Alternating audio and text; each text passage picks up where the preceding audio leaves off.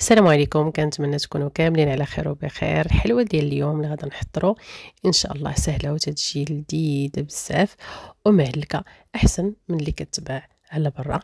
ما نطولش عليكم، نمشيو مباشره للمقادير. بسم الله وعلى بركه الله.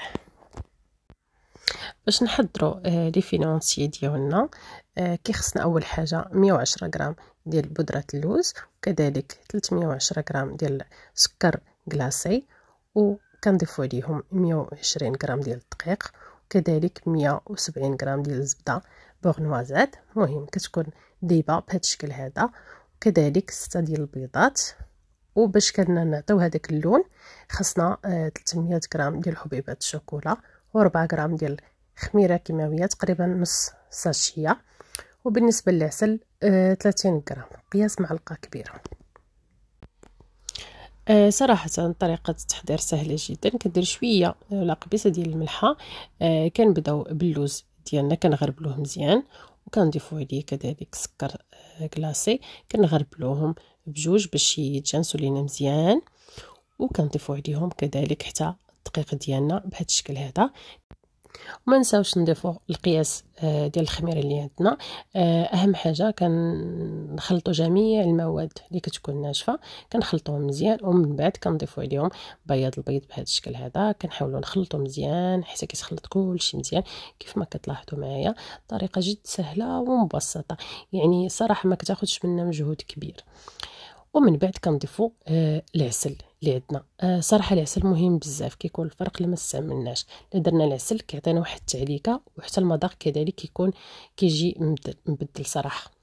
صافي ملي كنبقى نخلط بحال هكا، اخر حاجه كنضيف هي الزبده ديالنا. ملي كندوبوها وكتولي بحال هكا، من الاحسن نخليوها حتى تدفى، ما نخويوهاش على الخليط وهي سخونه. ضروري نخليوها شويه حتى كتبرد، كتكون مازال شويه دافيه، وكنخلطوها مزيان. ومن بعد عاد كنضيفوا الحبيبات الشوكولا للفيرميسيل شوكولا.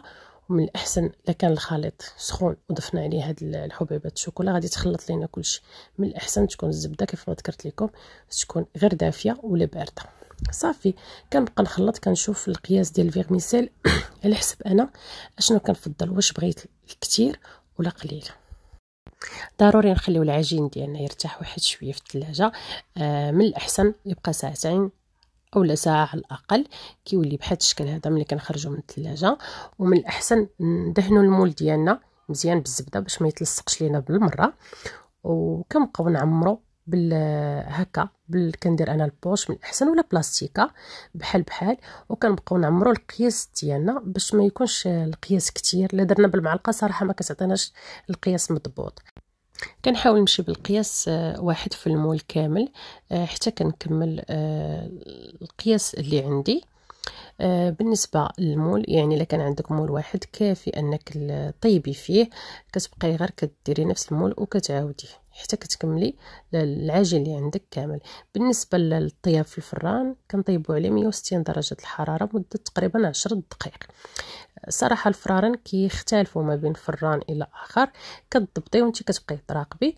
ملي كيطيب كيكون على هذا الشكل هذا، ما كيكونوش محمرين بزاف، كيكونوا وسط، كيكونوا بحال هكا. صراحه الا دهنتي بالزبده كتسهل علينا بزاف. صافي كنعاودوا نفس العمليه حتى كنكملوا الكميه كامله اللي عندنا، وكيجيو صراحه رائعين. ونصبروا عليهم ملي نحيدوهم من المول واحد شويه حتى كيبردوا. هذا كيعطينا هذيك التعليكه اللي كنبغيو ملي كنكونوا ناكلو كندوقها.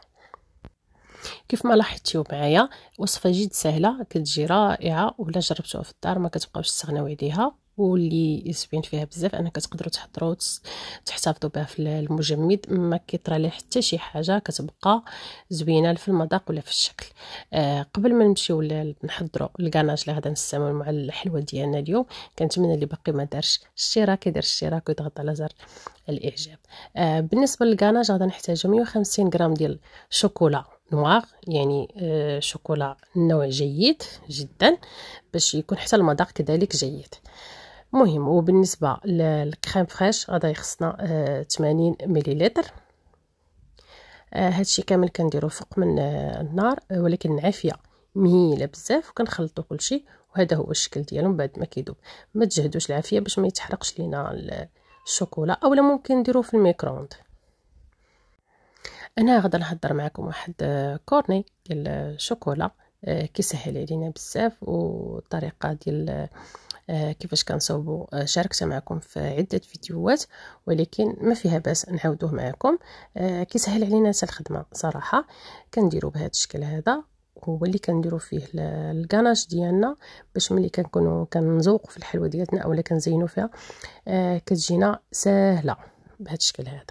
ايوا صافي، غنحاول نوريكم شكل اخر